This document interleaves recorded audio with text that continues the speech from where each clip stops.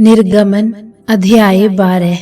फसह का पर्व। फिर यहोवा ने मिस्र देश में मूसा और हारून से कहा, ये महीना तुम लोगों के लिए आरंभ का ठहरे, अर्थात वर्ष का पहला महीना यही ठहरे। इज़राइल की सारी मंडली से इस प्रकार कहो कि इसी महीने के 10वें दिन को तुम अपने अपने पितरों के घरानों के अनुसार घराने पीछे एक एक मेमना ले रखो। और यदि किसी के घराने में एक मेमने के खाने के लिए मनुष्य कम हो, तो वह अपने सबसे निकट रहने वाले पड़ोसी के साथ प्राणियों की गिनती के अनुसार मेमना ले रखे। और तुम हर एक के खाने के अनुसार मेमने का हिसाब करना। तुम्हारा मेमना निर्दोष और पहले वर्ष का नर हो, और उसे चाहे भेड़ों में से लेना चाहे बकरियों में से। और इस महीने के 14वें दिन तक उसे रख छोड़ना। और उस दिन गोधूली के समय इज़राइल की सारी मंडली के लोग उसे बलि करें। तब वे उसके लहू में से कुछ लेकर जिन घरों में मेमने को खाएंगे, उनके द्वार के दोनों अलंगों पर, उनके द्वार के दोनों अलंगों और चौखट के सिरे पर लगाएं। और वे उसके मांस को उसी रात आग में भूंजकर अखमीरी रोटी और कड़वे साग पात के साथ खाएं। उसको सिर, पैर और अंतड़ियों समेत आग में भूंजकर खाना।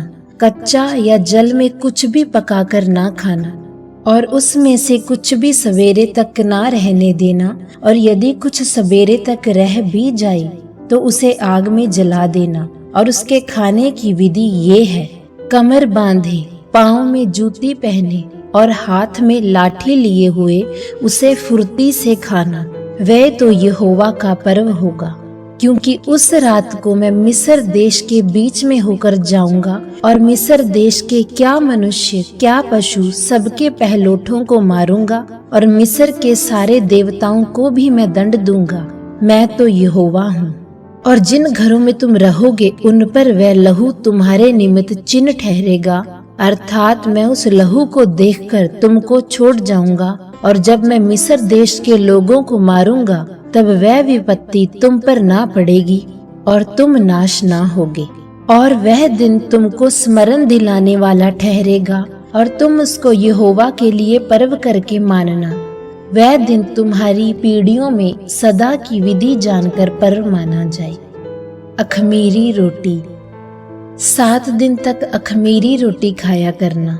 उनमें से पहले ही दिन अपने अपने घर में से खमीर उठा डालना।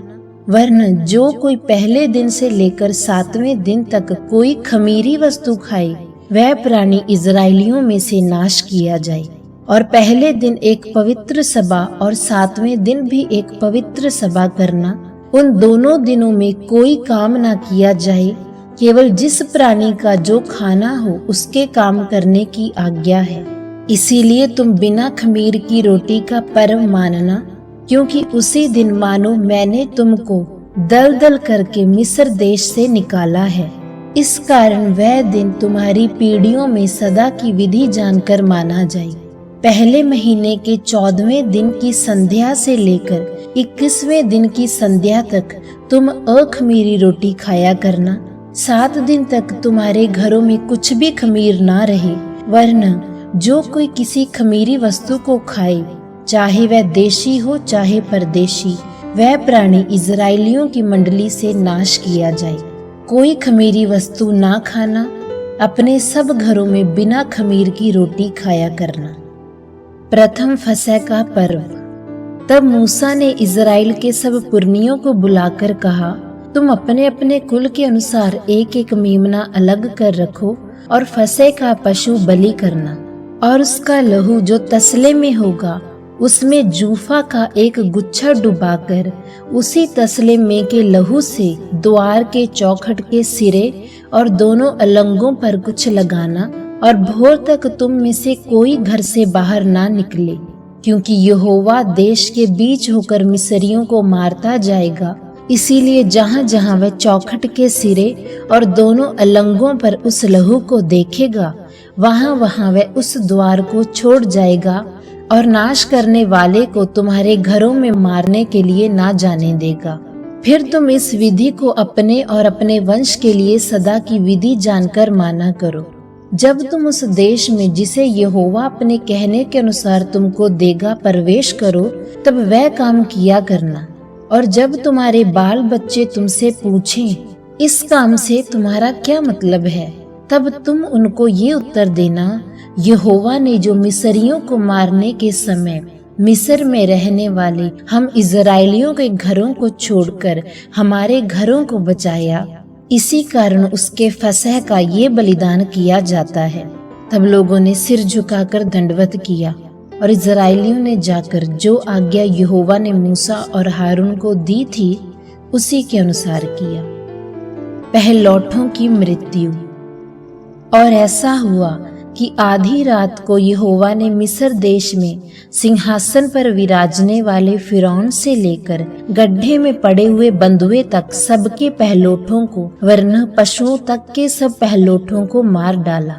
और फिरौन रात ही को उठ बैठा और उसके सब कर्मचारी वरन सारे मिस्री उठे और मिस्र में बड़ा हाहाकार मचा, क्योंकि एक भी ऐसा घर ना था जिसमें कोई मरा ना हो।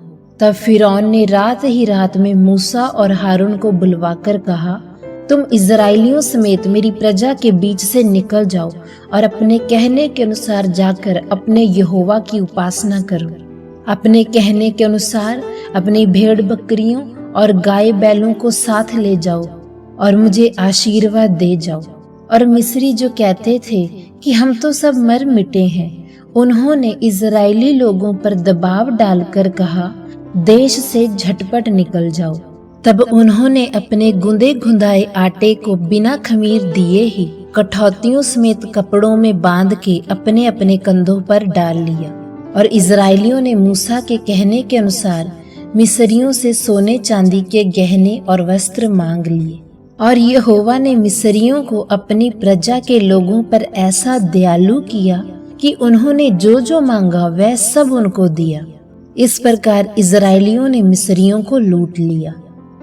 इज़राइलियों का मिस्र देश छोड़ना। तब इज़राइली रामसेस से कूच करके सुक्कोत को चले और बाल बच्चों को छोड़ वे कोई 6 लाख पुरुष प्यादे थे। और उनके साथ मिली जुली हुई एक भीड़ गई और भेड़ बकरी गाय बैल बहुत से पशु भी साथ गए। और जो गुंधा आटा वे मिस्र से साथ ले गई उसको उन्होंने बिना खमीर दिए रोटियां बनाई, क्योंकि वे मिस्र से ऐसे बरबस निकाले गए कि उन्हें अवसर भी न मिला कि मार्ग में खाने के लिए कुछ पका सकें। इसी कारण वह गुंदा हुआ आटा बिना खमीर का था। मिस्र में बसे हुए इज़राइलियों को 430 वर्ष बीत गए थे। और उन 430 वर्षों के बीतने पर ठीक उसी दिन यहोवा की सारी सेना मिस्र देश से निकल गई। यहोवा इज़राइलियों को मिस्र देश से निकाल लाया, इस कारण वह रात उसके निमित्त मानने के अति योग्य है। ये यहोवा की वही रात है जिसका पीढ़ी पीढ़ी में मानना इज़राइलियों के लिए अति आवश्यक है। फसह के पर्व की विधि। फिर यहोवा ने मूसा और हारून से कहा, पर्व की विधि ये है, कोई परदेशी उसमें से ना खाए, पर जो कोई किसी का मोल लिया हुआ दास हो और तुम लोगों ने उसका खतना किया हो, वह तो उसमें से खा सकेगा, पर परदेशी और मजदूर उसमें से ना खाएं। उसका खाना एक ही घर में हो, अर्थात तुम उसके मांस में से कुछ घर से बाहर ना ले जाना और बलि पशु की कोई हड्डी ना तोड़ना। पर्व का मानना इज़राइल की सारी मंडली का कर्तव्य कर्म है। और यदि कोई परदेशी तुम लोगों के संग रहकर यहोवा के लिए पर्व को मानना चाहे, तो वह अपने यहाँ के सब पुरुषों का खतना कराए, तब वह समीप आकर उसको माने और वह देशी मनुष्य के तुल्य ठहरेगा। पर कोई खतना रहित पुरुष उसमें से ना खाने पाए। उसकी व्यवस्था देशी और तुम्हारे बीच में रहने वाले परदेशी दोनों के लिए एक ही हो। ये आज्ञा जो यहोवा ने मूसा और हारून को दी, उसके अनुसार सारे इज़राइलियों ने किया। और ठीक उसी दिन यहोवा इज़राइलियों को मिस्र देश से दल दल करके निकाल ले गया।